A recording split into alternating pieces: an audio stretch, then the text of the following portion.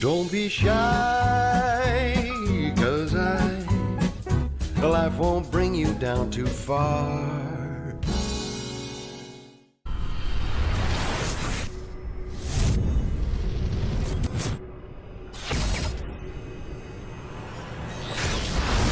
Oscar Bevis for IFL TV in association with MTK Global. MTK Fight Night's well underway, and it's like Lee Mcgregor never left, mate. That was a good performance from yourself. Yeah, no, 100%. I put a bit of pressure on myself beforehand because I was telling a lot of people that we're going to see changes and a big improvement. So,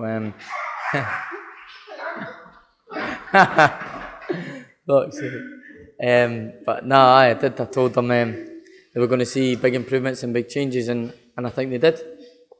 Whenever Lee Eaton's around, you know something's going to go on, didn't you? Get a bit nervous when he's around.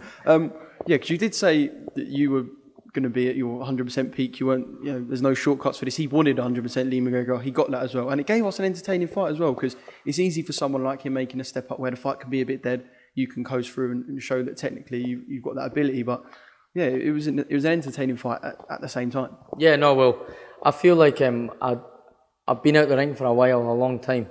November was my last fight, so I was a bit rusty the first couple of rounds, trying a bit too hard in that. And then once I found my groove and got into my groove, I feel like I was picking my shots well, and it was only a matter of time before I landed.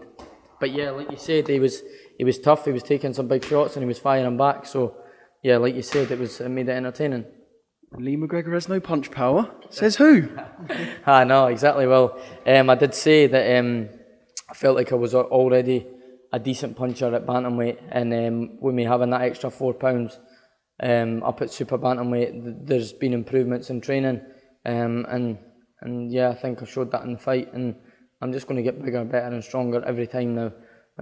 Like I've said beforehand, I can't believe some of the stuff I was doing previously for fights and making weight and stuff like that. I'm not going to go on it at all, but listen, no one will see the Lee McGregor that they've seen previously. That's only going to be better and better every time now. And it's probably not my place to ask a question like this actually, but obviously your training situation was flipped on its head. It was like U-turn compared to what it would have been normally because of the COVID situation, the pandemic. Has that made you rethink anything in terms of location of training as well and sticking to Scotland? I said beforehand, obviously Grant Smith was my coach, and I was with him before this fight. Circumstances just made it almost impossible for me to get down there and train. So I'd like to say a big thanks to my amateur coach, Pej, for the last 12, 13 weeks.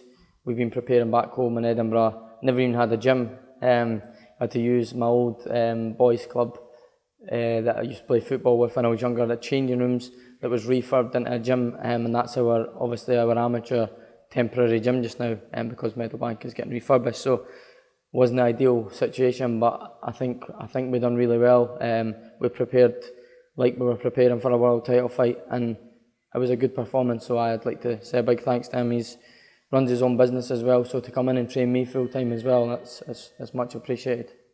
Taking it back to sort of the old school, and something that's going to get the fans licking their lips as well. And you know, this is me overhearing stuff and putting my 5 pence in again, but world title fight in 3 or 4 fights is what I heard, what I overheard back there. And obviously, it's got to be something you're thinking about. When you have a dream to become world champion as you turn over to professional, it must be something that plays on your mind now you're at this stage of your career.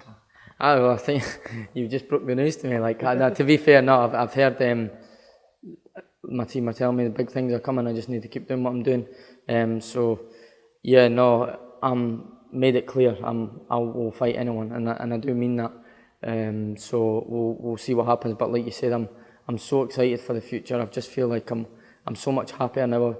I've always been a happy fighter, but like it was just the dread and the grueling weight cuts that bantamweight that I was doing was just getting too much for me, and it was really scarring me. And since going with this nutritionist Dave Stash, he helped me out for this fight, and I had a huge thanks as well. He just opened my eyes completely and made me realise how wrong I was doing things and how much potential I have got to fill into. So the future really is bright and encouraging. I just need to keep my feet on the ground. 9 fights, that was my 9th fight tonight, which I need to remember. Once I start flowing better, I've still felt like I was loading up the first couple of rounds tonight. The more experience, the more championship rounds I get, I will be a complete fighter, and like you say, 4 or 5 fights down the line, I'm definitely going to be knocking on the door to challenge for world titles. And good to see the respect between both of you at the end now. Go and get that removal truck. Remove all the millions and millions of things that you brought to us. Go and have a rest, and hopefully we'll see you back in the ring soon. Well done tonight. It was a good performance. Yeah, nice one. I just want to say a big thanks to my sponsors as well.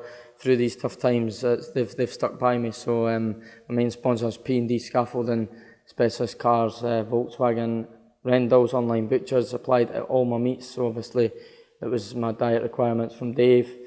Seconds Out Fight Store, designing all my kit, and then all the other ones that come on board just for this fight only. They know who they are, and I'll just get my top on it because I can't go say them all. And you'll see me again soon. Thank you. Lovely. Cheers, mate. Appreciate that. Brilliant. Well done, Lee.